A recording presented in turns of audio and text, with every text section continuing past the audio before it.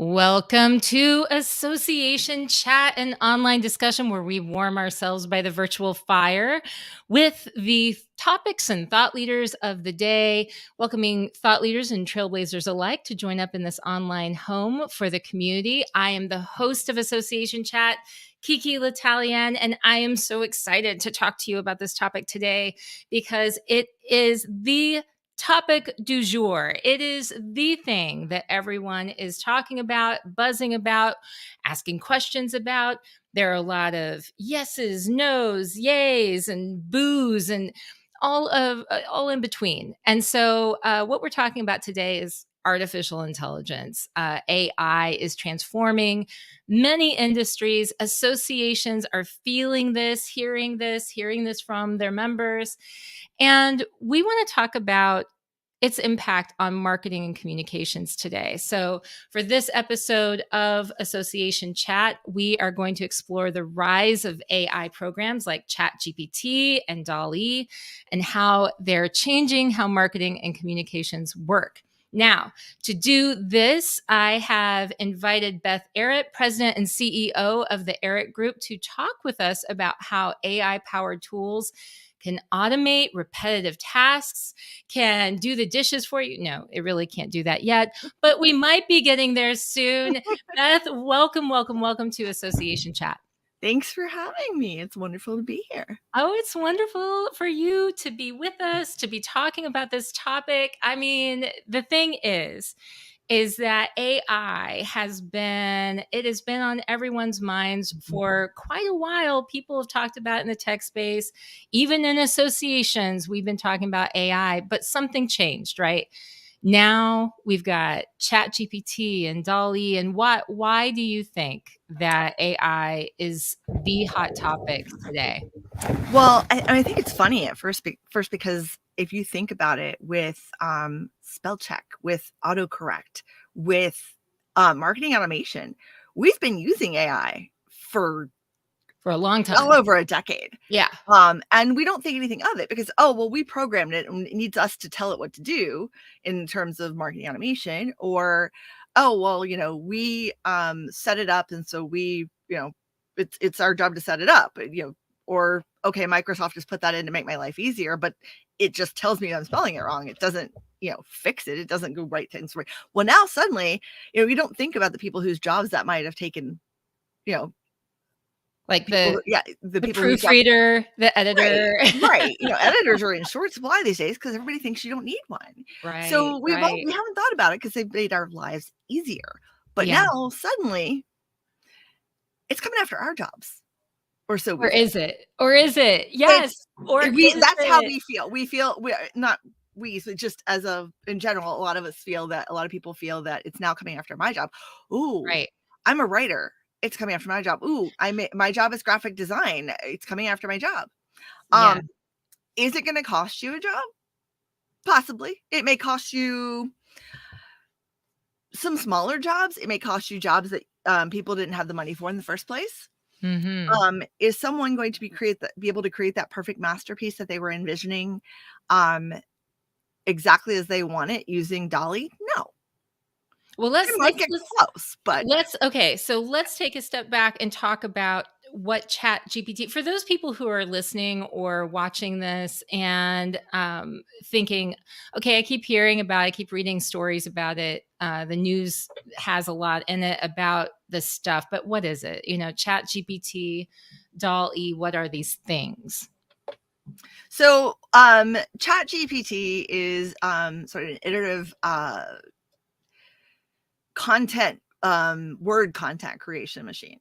Mm-hmm. You can tell it, we could put the transcript of this podcast into ChatGPT and it would spit out several suggestions for a summary, a blog post. I could say, hey, ChatGPT, what are some good ideas give me like 15 ideas for a blog post. I'm out of ideas.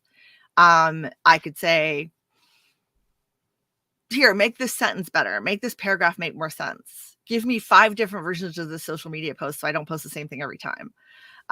Suggest 5 social media posts. But it's gained so much traction so quickly. It was just launched at the end of November last year. Can you believe Yeah. that? It feels like Yes. it also already feels like a million years. I know. Yeah. So I think their last update was just in January 9th.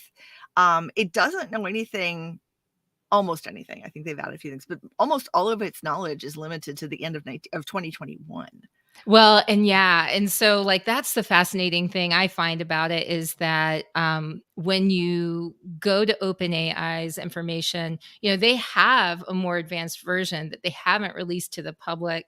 You have to believe that it's like not limited to that time frame and things like that. But every single time somebody's using this, just like when we're using our devices, I'm going to put mine so she can't listen to me right now, our Lexi devices. Good idea, because there's one Things right like here. I know. Every time we use these things, this information is helping through machine learning, helping to train the AI. And so this idea of generative AI, where it's generating new content with ChatGPT, with DALL-E, which is like the visual component of that, it's creating this new stuff, and it's getting smarter as it goes along. And I know a lot of people are out there, a lot of writers that I'm familiar with, artists too. The writers are really sort of like, oh, well, this is how it's wrong. This is what it's doing wrong. This is what the dangers are. All the plagiarism stories that are coming out. And I think it's fascinating because it's kind of like when my, third grade teacher said that we needed to learn how to do math without calculators, because what happens if you have to do a problem and you don't have your calculator? And I think, well, how ubiquitous are our calculators? They're like in our phones now. I mean, like and now we can, ask for simple calculations out loud and the air will respond if we're near a device. So, That all the time. That's why I'm I laughing know. so hard. And with these generative AI, where you have ChatGPT and you have things like DALL-E, and there are a lot of others too that are, for fee or aren't open to the public in a general way. What do you think the benefits are, and what do you think the dangers are when it comes to communications and marketing? So I think the benefits are that first draft that is so hard, that blank page that is so hard to stare at. You don't need to stare at that blank page anymore. Yeah. You can say, hey, help generate ideas. It's like having a person there for you 24/7 to just help bounce ideas off, to help you come up with ideas. And it's done in real language. You don't have to program it or anything else to tell it, okay, if this, then that, case statements, anything like that. You just basically say, hey, ChatGPT, I'm thinking about writing a blog post about ChatGPT. Got any suggestions for titles? And they'll spout off a bunch of titles. Any suggestions for, sort of an outline? Sure. Yeah. Write me a blog post. It writes you a blog post. The blog post is so-so. But however far you go with it, it's a starting point. Yeah. It's no different at this point than having somebody else draft something for you. At that point, you've got to look at it, craft it, make it your own, and you need to turn it into something that is not just spouted out by an AI. If you've read any of the news articles, I can usually tell if a news article has been spouted out by ChatGPT or by any kind of AI. Not always, but most of the time, because you'll see certain things missing, or they'll refer to a company as him or her, or things like that. Things that are easy to spot if they're auto done and not corrected. But also, it doesn't have a heart. Right. And, writing, particularly in the association world, your writing needs to have heart. Your emails need to have heart. Everything you do needs to have the heart and soul that we feel with associations. Well, and yeah, ChatGPT doesn't have any of that. DALL-E, it's drawings. It's sketches. It's not going to be, again, it might not have the heart. You can give it enough instructions that you may get that warmth that you're looking for. I do know that I'm actually working on an ebook about, how to use ChatGPT, which of course is going to change as soon as I write it. But one of the things I've been doing was seeing how many iterations it took me through DALL-E to get kind of the imagery I wanted. I was looking for something that was very Metropolis, like sort of looking, which ended up with me going and watching like half of Metropolis, but there are worse ways to spend your time. So yeah. So it took me a while, even by saying, in the style of Metropolis, it still took me a while to get the image that was in my head. Obviously, if I could sketch, I could have sketched it a lot faster and a lot easier and without so much stress. But I did get there in the end. I got some really good usable images, enough that I'm actually going, ooh, which one do I like? I'm not sure what to pick through. I have to ask you personally, like, has it caused you to stop paying for certain tools that you had? Are there certain things that because some people, like I can tell you from what ChatGPT can do, there are tools out there that you can pay for that maybe now you might not feel like you need to pay for, is all I'm going to say. I'm not going to point out which ones. I'm not going to point out which ones because they're great and they have a lot of additional bells and whistles you may choose to keep. But there are some that by opening that up, of course, ChatGPT, is it going to be throttled when you go to use it, or are you going to have to pay for it so that you have it available to you when you want to use it? There's another question. So I volunteered for or signed up for the whole, I'd like to know when it's available to be paid. And when I got the notification that I could get the paid faster access, you're like me, I'll do it. Could not get my credit card out fast enough. I know. I want to be grandfathered in. Yeah, it stays open on my computer because I'll be like, I'll be writing something like, I don't like this sentence. What is it doing? And then I'll go, hey, ChatGPT, give me some options for the sentence. Oh, I know. It's so great. Like, okay, that's better. I still usually have to massage it a little bit, but it's definitely better. And it's a time saver. Oh, it sure is. If you use it right, I mean, it can really, help you be more efficient. So tell me how you're using it with your association clients right now, and like and how you're using it because I know that you have all kinds of different types of content that you create regularly. So how is it helping you? Where is it? Like, where do you find it? I know getting started with drafts is a big thing. Yeah. So for example, there's one client I'm working with that we have some video testimonials for their conference.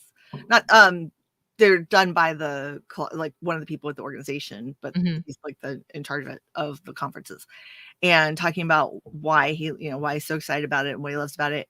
So one of the emails planned is an email from him. So I took the transcript of his video and I put it into ChatGPT. I'm like, hey, give me 5 different email options from this text.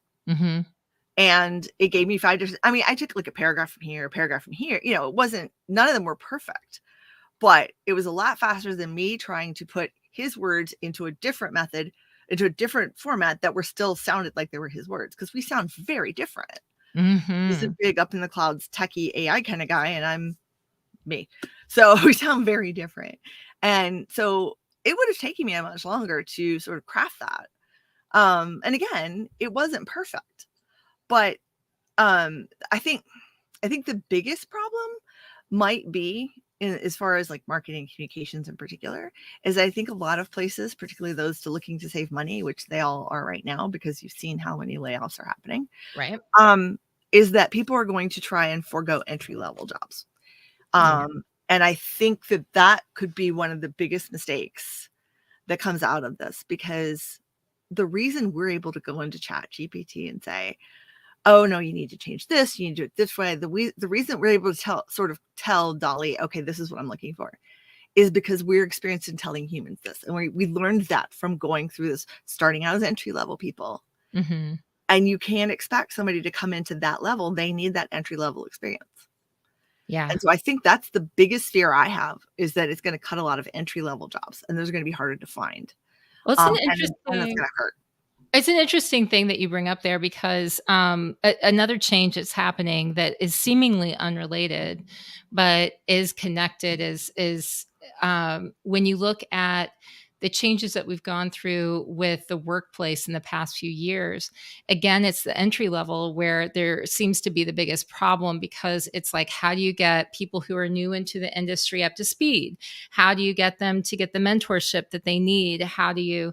And so it's interesting that we're running into this also when it comes to looking at technology and saying, well, can we just eliminate those people? It's like that layer right there is really under a lot of stress right now. I think the magic of having really strong managers and actually figuring out how to develop. I mean, if you don't have a focus on how to develop your talent better, no amount of ChatGPT or AI or workplace flexibility will help you, because you're not going to get the results that you want, right? So yeah, automation cannot. People can develop automation. Automation cannot develop people. Yeah.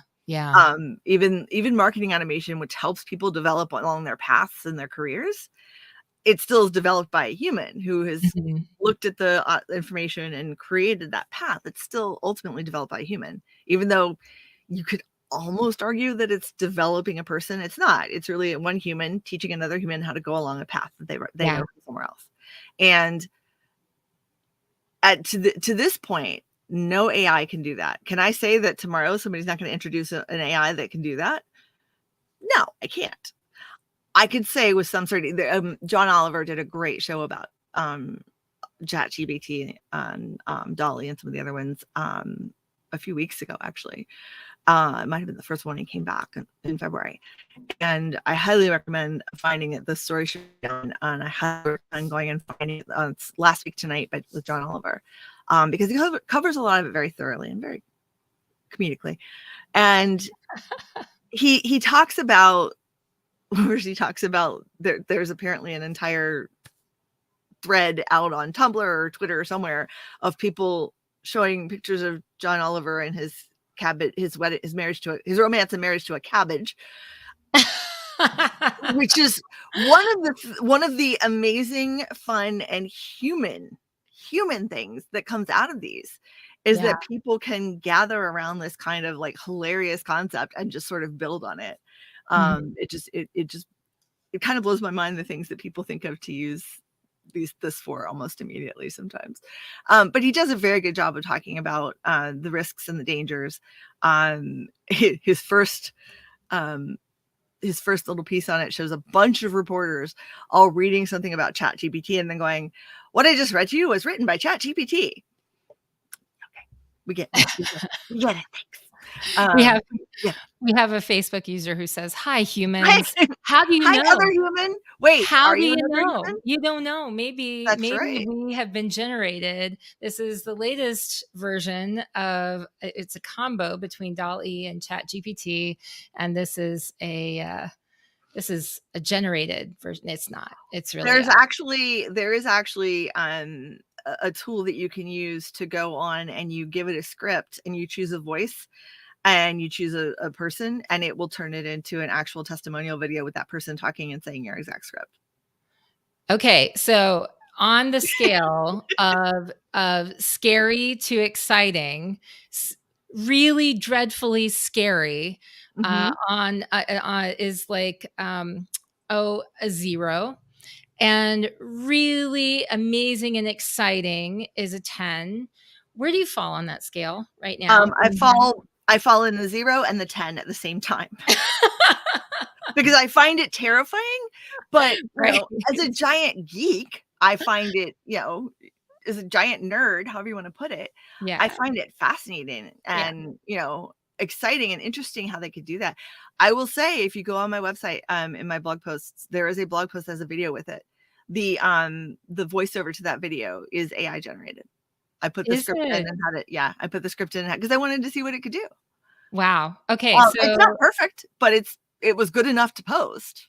Wow, So. good enough to post. I mean, sometimes that's really what you're looking for. Sometimes you need a little extra touch. Sometimes you just need to get it out there. So, so let's talk about some of the ethical considerations, because I know that's a place where people go really quickly with, well, if I'm asking it to write this blog post in the style of Mark Twain or of a living writer, or if I am asking it to create a job posting for me, or if I'm asking it to do these things, and then I just take it, it's good enough. I don't change it.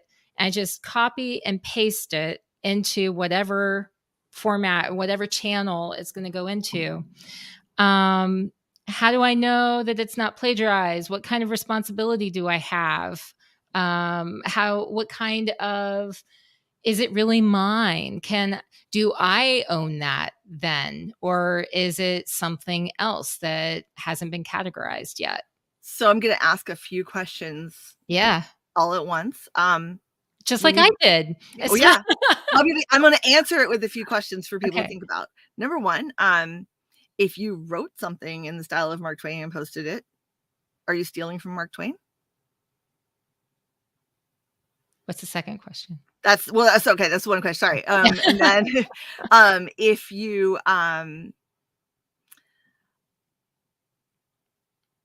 as far as responsibility goes, should you Google some of the phrases and make sure that something really similar isn't out there? Yes.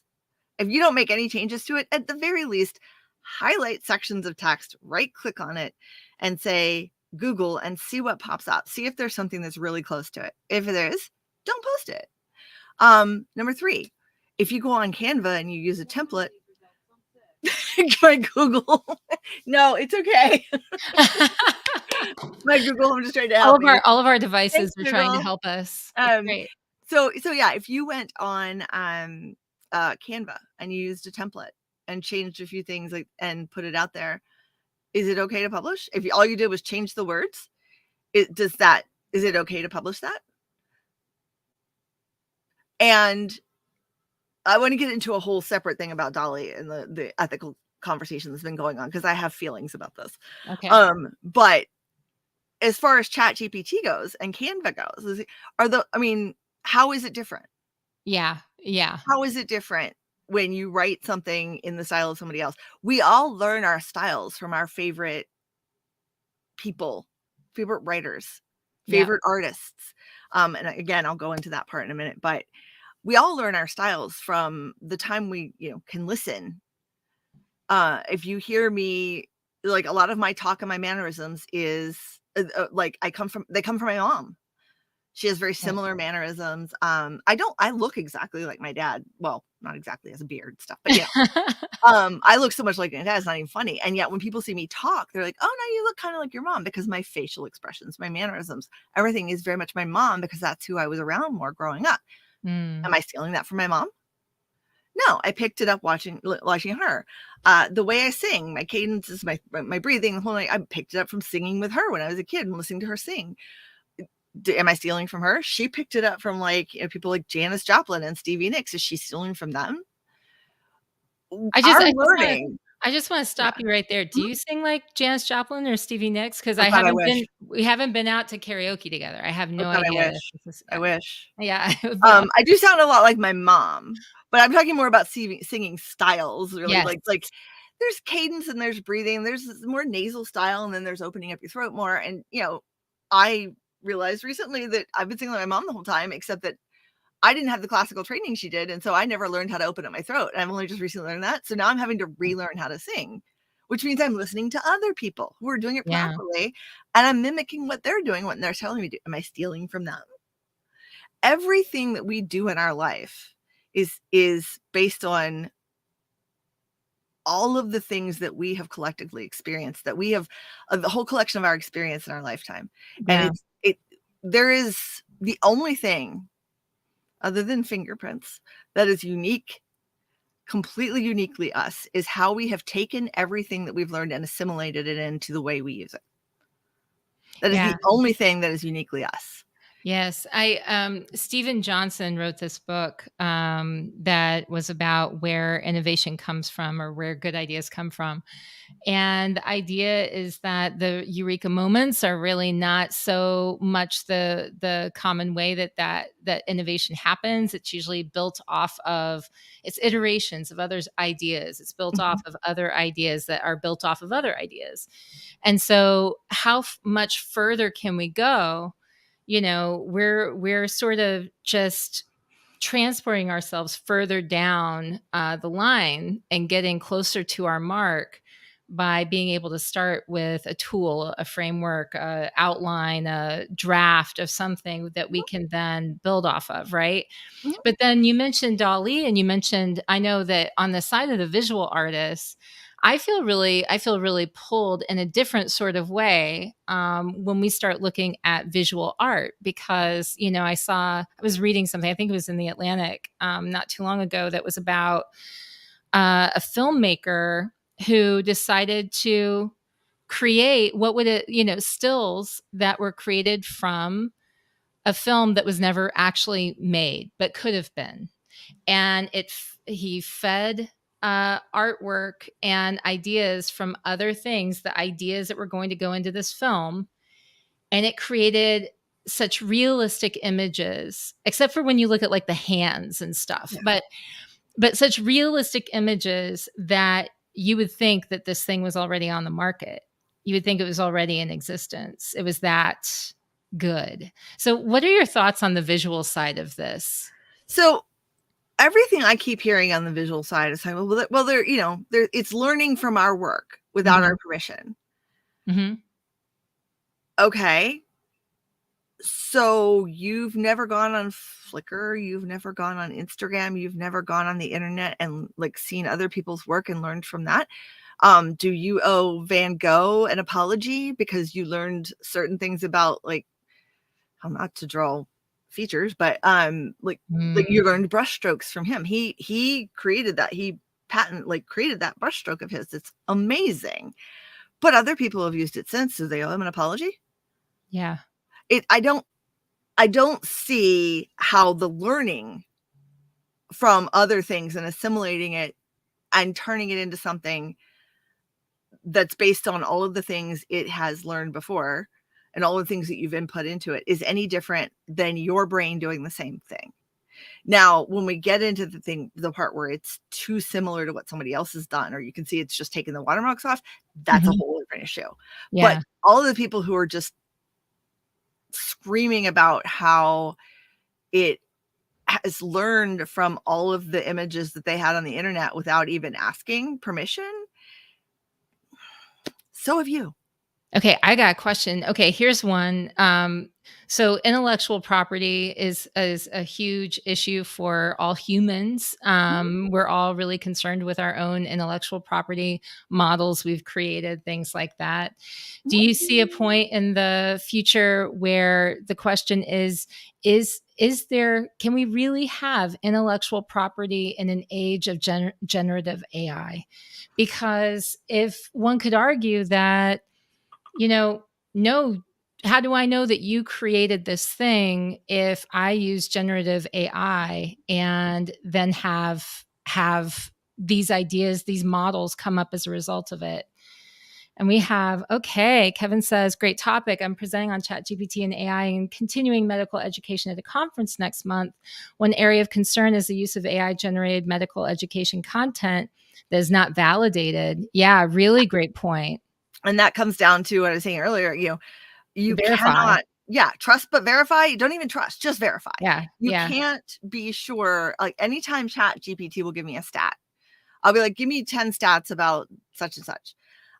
Because quite frankly, it's a better search engine in that respect than Google, because there's too much out of Google, because then when it gives me the stats, it can narrow it down, and then I'll go and Google that stat and try and find the resource for it. Right. So even with statistics, don't just take what it says for granted, but definitely with medical, I don't care if it passed the medical board exam. I know it did. Don't care. Would you trust it to treat your mother who has cancer? Probably not. You would probably go to an actual doctor. Now, I know that there are some things that they're doing with AI that are, I find truly fascinating. One of them is they're training AI to recognize differences in vocal patterns, so that because it's a determinator, it's an early determiner for early indicator for Parkinson's. Yeah. And so they're training them the AI to recognize these differences over the space of a couple of years as one of the ways to say, okay, does this person maybe have Parkinson's? Because that's something that's very hard to diagnose. And I've family with personal experience going on with this right now, and it's very difficult to diagnose in a lot of ways.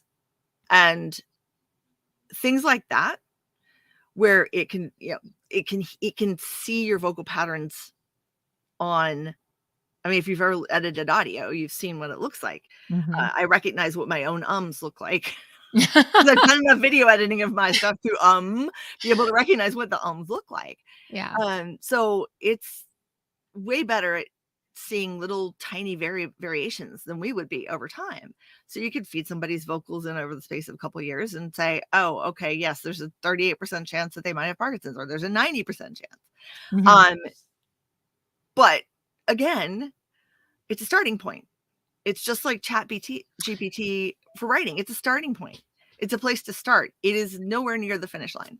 Yeah. Do you think that right now, I would say, I mean, to Kevin's point earlier, talking about this idea of using AI generated medical education content that's not validated, this speaks to the early days of things like social media being used for associations or any kind of organization, really, where we needed to start creating policies. We needed to start creating codes of conduct, because the expectations were, we can't rely on, common sense. We have to create some sort of policy to create guardrails so that these ideas of like not verifying or validating medical information, that doesn't happen, right? And so I foresee, there you go. There's some job opportunities coming up real soon for people who want to start creating policies and guidelines. Well, I think in a lot of cases, we all know that the government cannot keep up. We all know that the government cannot. I mean, we could barely keep up with the changes right now. The government's definitely, they're still back on, you have to use a law that was created for fax machines in order to get reimbursed if you have,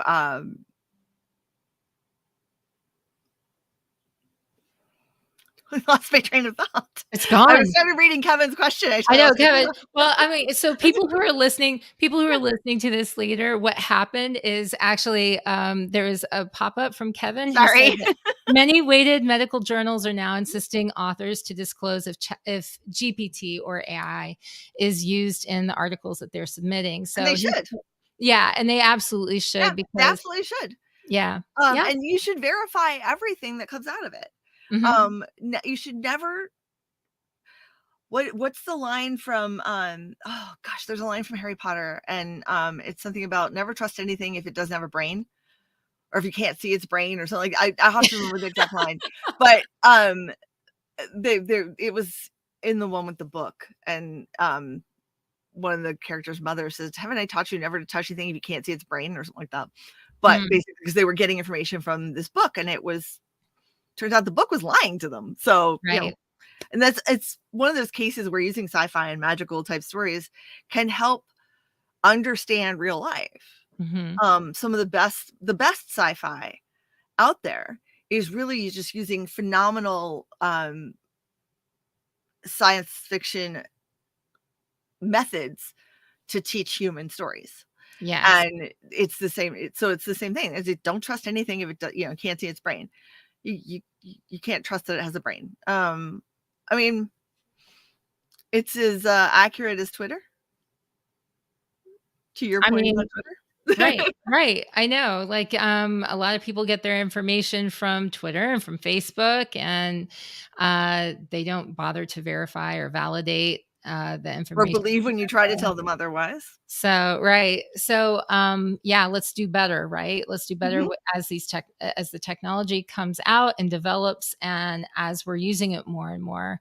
And I think that that's the thing that has been really exciting, because, why everyone's getting all excited? Well, it's because this idea, never before could we type into Google, create an outline for me in the style of Paul Auster's writing about generative AI or something, or fill in the blank. And Google would just be like, what? Give you the first, respond to the first 3 words or something that you typed in. Now you're actually going to get something that could be something that you use that's pretty close to what you requested. Amazing. I actually had it, I was testing it to draft a simple contract. It did a pretty good job. I've asked it to create sample tweets based on a piece of content, and it's done a pretty good job. I basically use ChatGPT just about every day for something. Usually it's like trying to fast track my blog titles and things like that. So I'm terrible at titles. I love it. I love it because I'm terrible at titles. It's so great. And I mean, it gives you, if you're, the idea is that you come up with like 25 and you find one good one in there, it's better to have it happen in just a number of seconds than it is to have it be over, spread over days where you take a stab at it here and there. And then finally you're like, now I need to do this. You ask your friends, you start looking through song lyrics, you're like, anything to give you inspiration or ideas. Now you can just go, hey, give me like 15 suggestions. Yeah. I do think that it's one of those things where it can augment us as humans versus replace humans, right? It's just it's helping us to do our jobs better. I mean, if I take these off, I can't see you. I can't see anything. Yeah. So does that make me does that make it wrong that if I put these glasses are coming for your job? They're coming for your job. Well, the glasses are coming for my job. Yes. It's just when you talk about augmentations, what I think about, there was a whole lot of discussion a few years back about the runner whose name the track guy whose name I can't remember right now, who had both of his legs amputated. Oh, right. And there was a whole big discussion about whether or not he should be allowed to compete in the Olympics. Like, is that fair? Right. Yeah, because he has same thing in baseball with the contacts, where you can actually see the baseball stand out, the contrast based off of the contacts. It's like, should you be able to use those? Oh, but, Amy goes, Oscar, yes, Oscar Pretorius, something like that. Something, yeah. I know. Yeah, it's Oscar. Amy, thank you. We're talking about Oscar. Yeah, so he did get to run, and he did fine. I mean, it's Pistorius. Thank you. That's it. Thank you. I was close. Yes. Thank you. He made the time. If it was really that much of an advantage, there'd be more people making that time. But it's not that much of an advantage. It's no more of an advantage than a different pair of shoes. I mean, look at all of the records in swimming that they think are never going to get broken. Yeah, I wasn't going to talk about what happened with his girlfriend. Yeah. There's that. Yeah, there's that. So there are a lot of swim records that they think are very hard to break or may never get broken, because for a period of time there, the swimmers all realized that the sleek bodysuits that go from like here all the way down to like drastically improve their time. Of course it does. Right.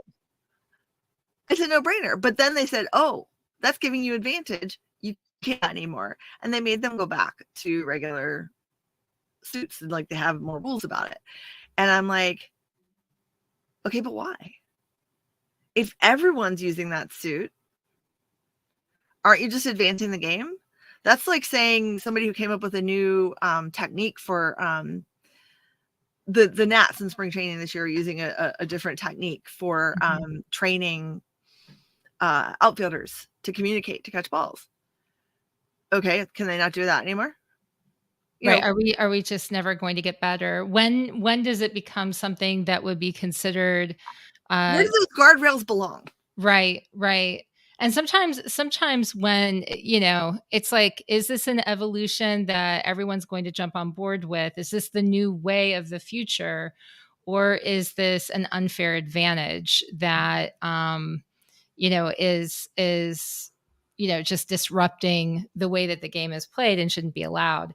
It's so fascinating, because you're right. I mean, this applies directly to what we're doing with AI right now, because when it's like nice AI that just sort of what articles are you opening up, and I'm going to give you more of those articles in your newsletter. Okay, that's interesting. But when it's generative AI, or when it's there's the layer of machine learning where, what if you could interact with your members' newsletters to help tailor what they care about? Like, what if you sort of subtly guided them in a different direction? Is that fair? Is that ethical? Isn't that what social media has been doing? Like, what if we used it for good? There's so many questions about this stuff, because it's like, you really do have the ability to affect human behavior with some of the technology that we have for good. We can do things for good. Well, that's the ideal member journey in association, right? Is that what all of these people who have been where this person is have done. What their paths were. So I feel like it's our duty in associations to actually lay that next step of the path in front of them, based on what they've done, and then help them just pave that road. And so much of that is automation if you do it right. If you do it right. If you do it right. I mean, this is where having an idea about knowing what do you have as far as what are you using as your digital tools? What kind of systems are you using? How do they interact with each other, or do they interact with each other? What is your source of truth? Where are you pulling your data from? What kind of data are you collecting? Are you aware of who owns that data? And what are the different guidelines that you should look for? I mean, this is an interesting thing, I think, especially in an age of having privacy concerns. When we're signing on with a new vendor, what kinds of questions should we be asking about how our data is used, or how our members' data is used, so who that else has access to it? Exactly. Because I don't think, it's one thing to feel like you have an idea. I think a lot of organizations don't really have a handle on what data they're collecting in the first place exactly. And they certainly don't necessarily understand all of the agreements that are in place and are not in place with how that data is being used on their vendor's behalf. And I think that's a really interesting question to explore that is a little scary. Well, and I think that is at the heart of needing to trust your association. In terms of, it's different with a company. They have a lot of information on it. I don't know how much information that GOOGLE and Amazon have collected on me in the time we've been talking, because I have both of them sitting here right here. And that is the choice I make, knowing going into it that, okay, that information somewhere, to be able to tell it where to turn on the lights, when to turn off the lights, how much to turn the heat up, to turn the TV off, to do this. That's the choice I make for convenience. And we make choices like that for convenience every day, and we really don't think anything of it. Yeah. How many of you actually read the terms and conditions of an app that you install before you just go, yep, I accept them? I mean, no one. Or at least I don't. I'll just raise my hand. It's sad, but I try to skim them at least. But there are plenty of times where I'm just like, I don't have time for that right now. Right. I just want this thing. Yes. Yeah. I just need to get this done, and I have to have an app to do it. So whatever, fine. Yeah. So, I think that it wouldn't hurt associations to be more transparent, but it is very difficult for associations to be transparent, because a lot of times they don't know themselves necessarily. I'm one of those like paranoid is a good word, cover my butt type people where Yeah. before I'll sign on with a technology of any kind, I generally try to do my due diligence, and especially if I'm getting some kind of a something's not right here vibe. And it's interesting because I have what we always used to call really good Google foo, and that I could instead of kung fu, I could find a lot of things. I know how to put the right keywords into Google, which I'm now developing my ChatGPT foo. Yeah. So I am doing my best to always doing my best to dig in and find the information. And I've rejected using certain apps for my organization in the past because what I found was unsettling. And those are popular apps that are used by a lot of people, but no, thank you. I'm good. I don't need those people having access to my entire database. Thanks.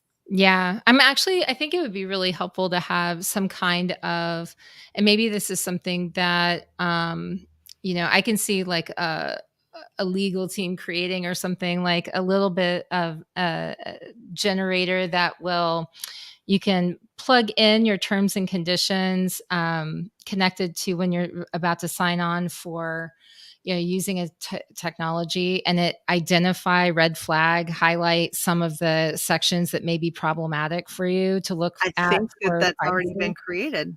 Has it? If okay, then send me the link and then I don't need to. I don't need to.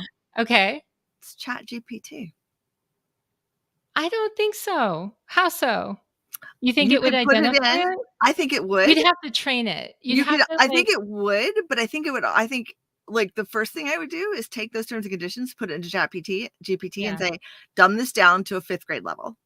Well, okay, yes, but what I'm talking about is I know I'm you're talking about the saying red flags, and yeah. I wanna try that when we get off here. I wanna see what it Yeah. finds. I think you could train it pretty easily. I think there are certain things that if you looked for those things, I think that it could identify them in everything. I agree, and I Just like think you that train it on your yeah, voice. yeah, and ChatGPT has an API, and Yeah. people are already using it, and I Yeah. know, there are gonna be plenty of people who are using it to start to really make chatbots work much better, which is great for associations. The problem is you just have to make sure it's affordable as well, because the first Right. ones that are created are always the most expensive. Because you do Well, have to pay for access, and you do have to pay for the people who are creating them have had to pay for the research and development. They've had to they have to pay for the access. They have to pay for everything. there You are know, tools. There are yeah. tools being out Mhm. there, everyone. Right now, I sat through a demo on one a couple of weeks ago, and there are tools where it can identify the way in your AMS, based on what you have set up. It can identify the engagement, the member engagement that's going on when you have people at risk, and set off a segmented nurturing, basically a drip campaign that will nurture those particular segments of your membership and customize the messages built off of GPT-3. And that's like the third layer that they have. And I think that why wouldn't every technology do that? Because here's the thing. Most people have had almost that exact tool for well over a decade. Mm-hmm. Plain marketing automation combined with engagement scoring, which you have to train it on. Yeah. And Which they don't do it. Yeah. right. They don't do it. Yeah. That's part of that member journey. It's automating that member journey, but they don't do it now. Mm-hmm. And you're still going to have to train this thing to some respect. And you've got to have the data. You got to know where the data is. It's got to be able to find the data and actually assimilate it and know what's important to you. It can look at a lot of numbers, but it doesn't know what's important. You still have to know what's important, know what to look for, and tell it what to look for. So And it's if you've really already got those human. things, you can do that now, but you're not doing. Most people aren't doing it. Yeah, that's true. That's so true. I remember I was sitting in a talk, maybe 10 years ago, and the speaker said, it was David DiLorenzo, David Dilo, wherever you are out there, it was you. And David said, everybody's worried about big data, But maybe you should worry about your little data first. Like, just take care of the little data to begin with, because a lot of times even that's not being looked at. We don't have confidence in the data that's being collected as it is. And we have Power BI, we have all of these wonderful, great technologies that can teach you so many great things. So it's like magic, except without that little data being accurate, you can't really see the magic take I'll tell you. place. So, when I was at AAA, I had an online or an automated campaign running, and if you downloaded content or if you visited certain web pages and it knew who you were, or you attended an event and paid a non-member price, you went into this membership campaign. And if you weren't a member, it started nurturing your membership. And it would do things like, oh, you got here because you attended at a non-member price. Great. We're going to send you a different email saying, hey, notice that you attended this event at non-member price. I'll give you the difference in membership, a discount in membership. Send me an email or just reply to my email. That campaign ran with almost, like, I'd set it up so that when we added new content marketing, that just automatically fed into it. And it ran for 4 years, from September 2017, September 2021. I checked it in September 2021. We did very little to it. Like, we checked it a couple times a year. We'd change somebody's name or title if it changed, like that. That's it. It had a 19.2% conversion rate to membership over 4 years. Huh. And you didn't touch it after you set it up the first time? We'd tweak it every now and then. Just a little. Like, yeah, but like we tweaked it to add the non-member. I mean, that's a decent. So even accounting for attrition at AAA, people who came in the first year, even with attrition, those people alone were responsible for $1 million in revenue just in member dues by year 3. Wow. So is it worth it? It's worth it. Was it worth it for me the day that I spent the day, like, I spent like 10 hours on my couch that day just to see, like, to set this up, because I was like, I want this. Is it worth it? Yeah. Do you have like low level programs that you like, online programs, self-study programs, on-demand programs that you wish you had time to market? Set up an automation. You don't need ChatGPT for this kind of automation. This kind of artificial intelligence has been changing the way marketing communications works for over a decade. It's just that most people aren't tapping into it. And it's only now that this one is making news that people maybe, hopefully, will start to see these ones that they've had in their system the whole time. That is it. Oh my gosh. Yes. So what I started to title this blog post the other day. It was like, should you invest in AI? And then I thought, my God, everybody's already investing in AI, and they're investing money. They don't even realize time. Right. Yes. They probably don't even realize that they have these tools that are baked into stuff that they're already part of what they have. But they're just not using it to the optimal level. They're just not putting in that time that you're talking about. Yes. I work with customers all the time who are like, we know we should be doing it. Yeah. But we don't know where to start, and we don't know how, or we get in there and it looks overwhelming. And that's totally understandable. It is. I've done it enough times. Before I started AAAE, I actually worked for a for-profit, and I was lucky enough to have Eloqua and Salesforce, which at the time was the granddaddy Cadillac of all. Like, that was early, easy automation. And I mean, literally, by the time I was done at AAAE, if we had lost all of the automation we had there, it would have taken us at least 2 or 3 employees to replace it. Well, okay. So I gotta say this. I can't, I told Beth, everyone, I try to keep this shows a little bit short. Oh, I just know what time it is. It's like going to be like 30 to 45 minutes, and we're going to hit an hour. But like, before we jump off, I thought, and I didn't warn you that I was going to ask you this, but I think it'd be really great to give those people who are listening right now or watching right now, an idea about like considering all of the great tools and the ways that things are evolving right now, everyone's going to want to get involved and play around with some of the new generative AI tools, and that's great. But what would you suggest to association leaders listening right now would be like their next 3 things that they could do to put them in a better place with technology right now? Number 1. Okay. You've already invested in a lot of automation that you don't know you have. I can almost guarantee you. You need to start investing the human capital in harnessing it and using it. Your members are expecting it. 100%. If you take nothing else away from this, do that one thing. Have your people invest the time and resources in it. Make sure that you get every drop of it out of it you can, because you've invested this money in it. It doesn't do you any, ChatGPT does not do you any good sitting there on your computer, and neither does all of this amazing automation that you probably already have. We don't think of automation as artificial intelligence because we're training it, but it's then using what we trained it with to make intelligent decisions artificially. Artificial intelligence. Number 2, give your employees the permission to actually spend an hour here and there playing on ChatGPT, asking it what it can do for members, asking it for information on your industry. If you've got new people who come into the industry, have a conversation with them as though they were one of the members.